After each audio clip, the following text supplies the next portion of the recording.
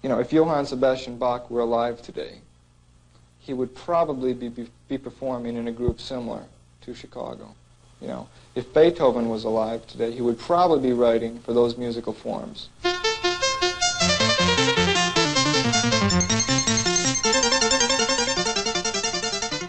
We're trying to do things originally, uniquely, and honestly.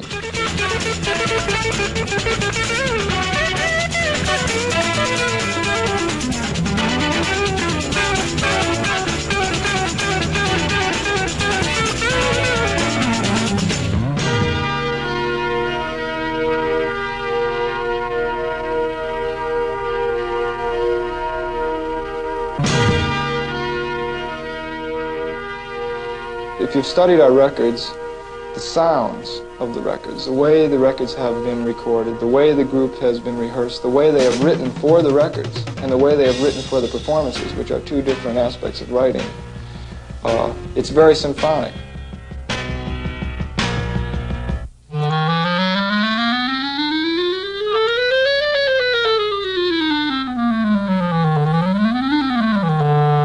I first took music lessons when I was about 9 years old. My father had played trumpet in various dance bands around Chicago, and I played clarinet all the way through high school.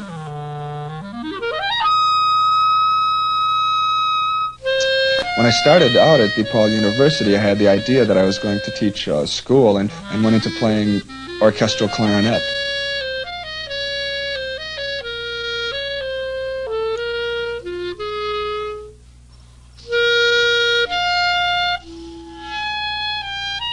I was offered an assistant professorship in music at DePaul and passed it up to stay with the group.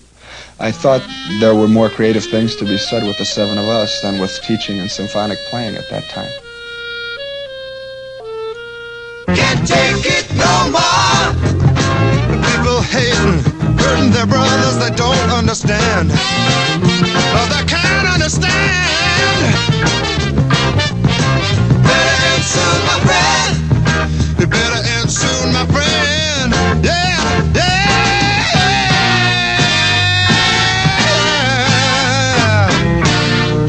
Just think about it.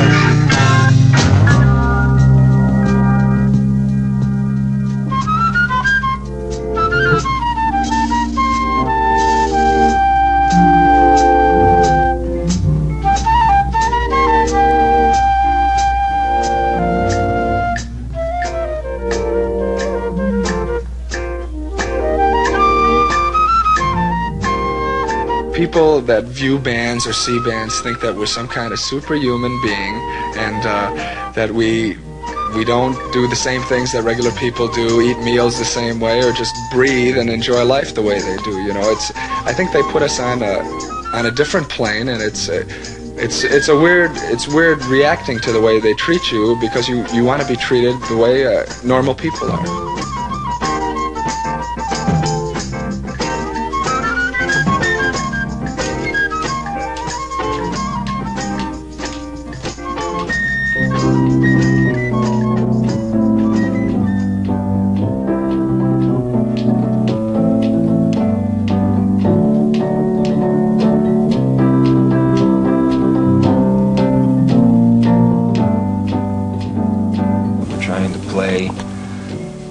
A lot of different things, you know. Let everybody individually write and play the way he wants to, and yet still be able to play it all together, you know. That musically is, I think, what we're doing, you know.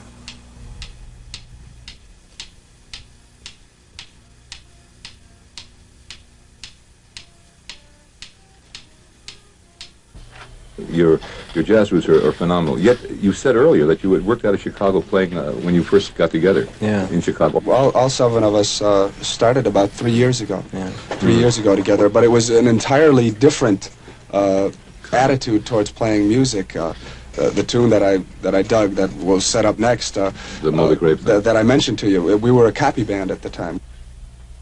You know, we did a lot of other people's material. The big hang-up there was in Chicago at the time, you really didn't work unless you played somebody else's material. I see. You know, and it was a big hang-up.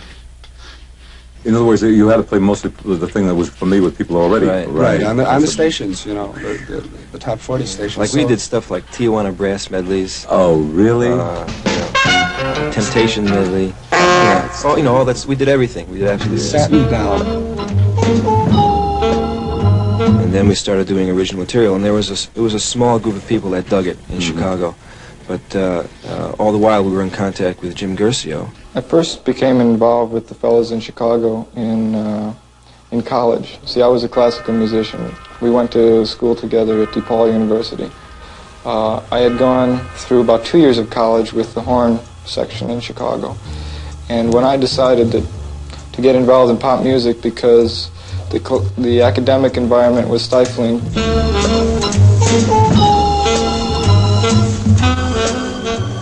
all these fellows were performing in different groups or in different units around the city of Chicago. And we were able to put them together, and they worked under the name of The Big Thing for about a year in Chicago. And they played all the lounges and all the bars and all the dances, and they played terrible jobs just to keep together. Well, you never really saw the true owners. That's pretty diplomatic. But they were run by people, which I guess you would call the outfit. This is common knowledge in Chicago.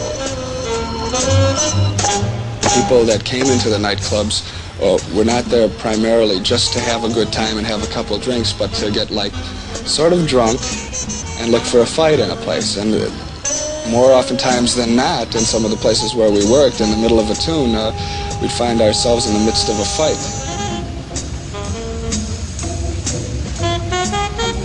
This kind of atmosphere, and while you're playing, it doesn't breed for any creativity, but a mess of paranoia, and always running to the back room to get out of the way of a flying chair or something like that. It was, to sum it up, it was hard to play, and you couldn't really experiment. And then they wanted you to be in a suit for the most part, and play and dance and sing and tell jokes and stuff like that. And we saw it a different way, and we knew we had to get out.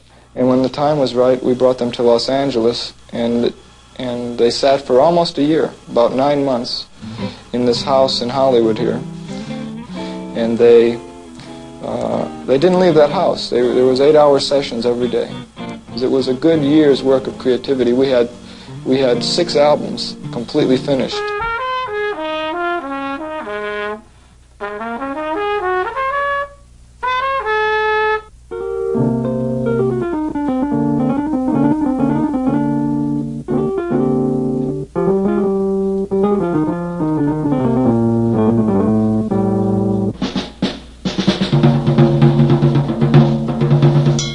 So it took about 1 year before they even considered themselves an original act. We're getting more sounds out of 7 individuals and out of 7 instruments than Leonard Bernstein does every Sunday with 80.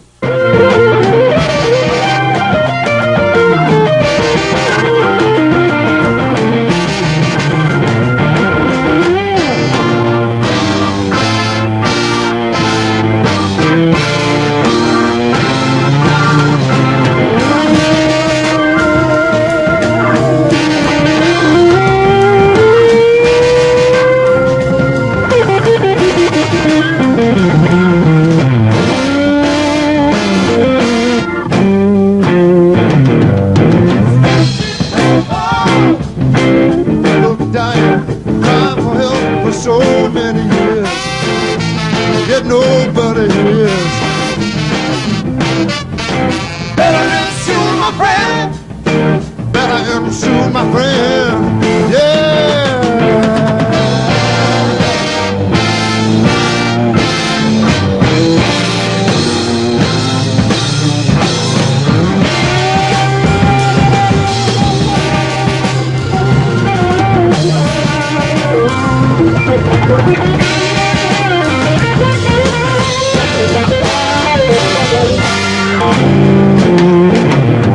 Can't take it no more. People fighting, killing their brothers, I know it ain't right. Oh, how can it be right? Better end soon, my friend. Yeah, it better end soon, my friend. Hey.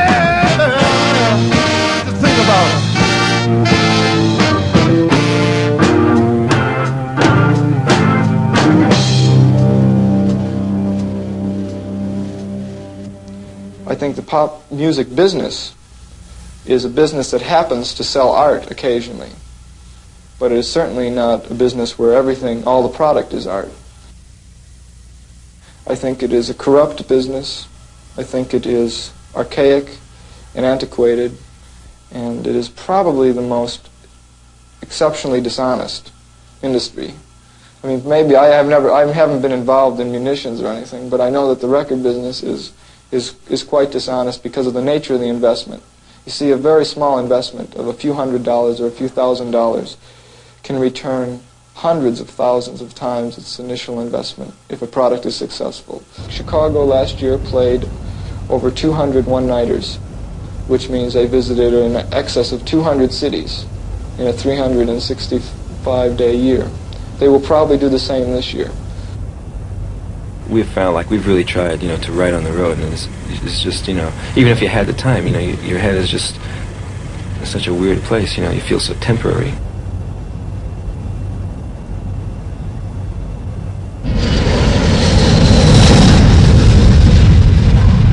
Next, we'll look at Chicago on the road, from San Francisco to Europe to Dallas. It's a little hard on the wives and kids, and three of us are married. Fortunately, we've been able to recently take our families along on some of the shorter trips, which is great. One time when we were in San Francisco, Danny Serafin and myself, Danny's the drummer, we both took our families along with us. It's really great to take the families along and the wives and have them experience and see a lot of the places that we've already played and do a lot of the things that we've already done, to share that with them. Where'd that duck go? It's sort of hard on the wives, though, but they don't really say too much about it. My wife, Jackie's really great that way. She's very understanding.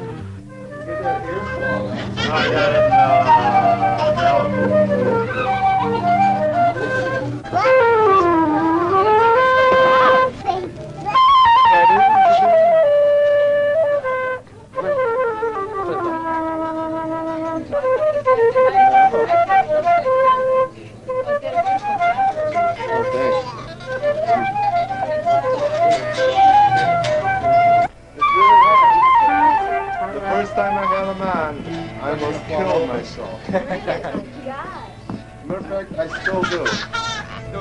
The road and home life are two different things. They're two separate ideas. The road living is totally a different way of life. Somebody get out, one of you get out there so you know they're coming. Come on. We gotta go back. Wait a minute. Harry?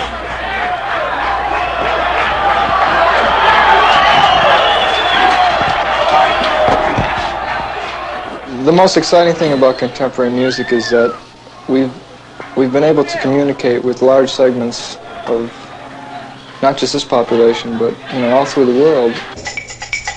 Chicago has been phenomenally successful outside of the United States. They've been accepted all through the continent, in France and Germany, Switzerland, and Denmark, and Holland, and Sweden, and England, phenomenally.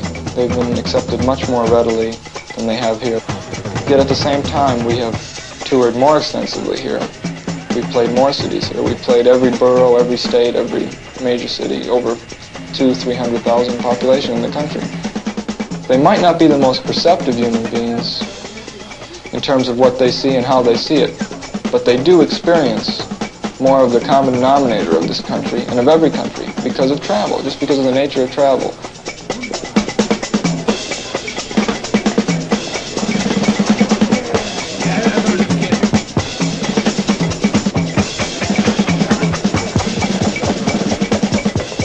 You learn a lot about people by traveling, the way they think about you.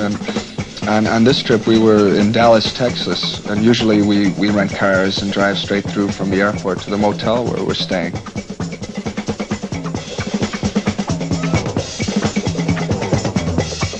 On our way to the motel in Dallas, we drove past the spot where President Kennedy was assassinated, and we always get a kick out of seeing the places that are historical sites. Pete Cetera, our bass guitarist, takes a lot of snapshots, as a lot of the other fellows do, and It's odd. I never really feel comfortable or at home in the South. A lot of the people sort of feel uncomfortable about pop musicians, and sometimes they make me feel sort of weird and uncomfortable. I think the parents are just as terrified for many reasons, and probably rightfully so. They're terrified of their children, you know, idolizing these type of performers. They're terrified of the drug culture which these performers seem to represent. They're terrified of the value system which they seem to personify. My drums last night. Did you loosen the skins? Yeah, they're kind of loose. Okay. You may be able to get them on stage. I don't know. Could you set up that other stand for me? One of the reasons pop music is so meaningful is because the people that are, you know, the performers of these groups, they're more in tune with the nation as a whole. They might be only in a city or a college for one day and one performance, but when you are on a stage, you know instantly what they want to be told, what they want to hear, and what they want to experience.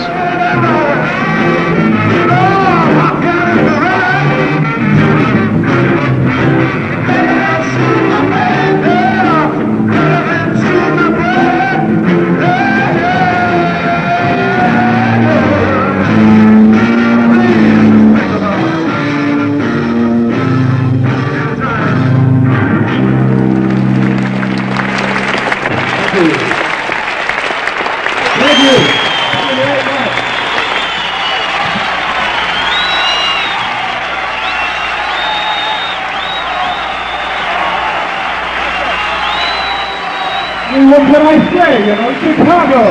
When they leave the Windy City, it must become a void, you know. Kids today, because of being exposed to a lot of music, they will not stand for a second-rate group. They will not have the wool pulled over their eyes by a group that more or less is just shucking, what we call shucking, or just goofing around on stage.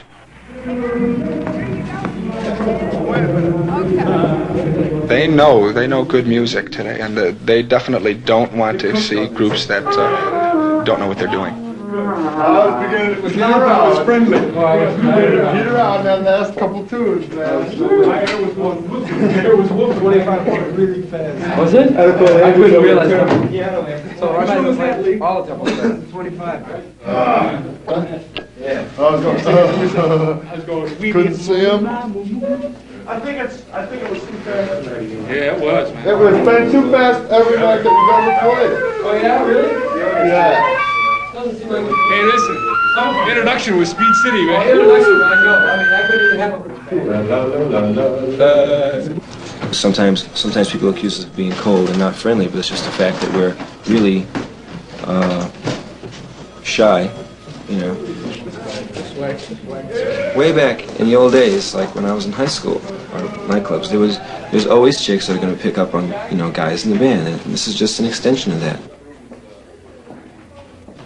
They are the female counterpart of this pop culture, and it exists in everyday life too. There are chicks that only want to marry doctors, chicks that only want to marry lawyers, and chicks that are gunning for anybody with money. I think there's a number of young ladies that pride themselves with being associated with entertainers, and just because they feel that they want to marry a pop star, I don't think it's any more unique than a career girl wanting to marry a doctor or a lawyer. What are you looking for, Janet?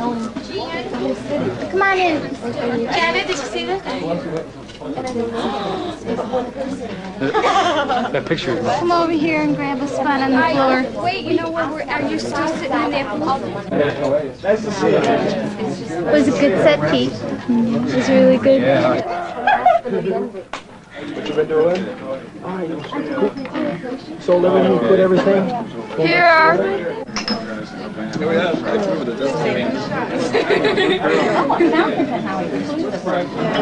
Right on here?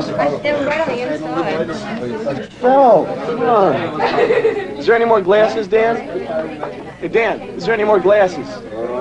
Wally, is there any more glasses? You do meet a lot of people that are interested in just wanting to meet you, to talk to you about your music, but there's always the few, the male and the female groupies that are around just for their own private reasons, you know, just to touch somebody that's in the pop music scene, you know, and that's when you realize what their goals are. I gotta go home and clean. It's easy to figure them out pretty quickly. It sort of turns you off. Put it short and simple, a groupie is a chick that wants to know somebody successful in a band.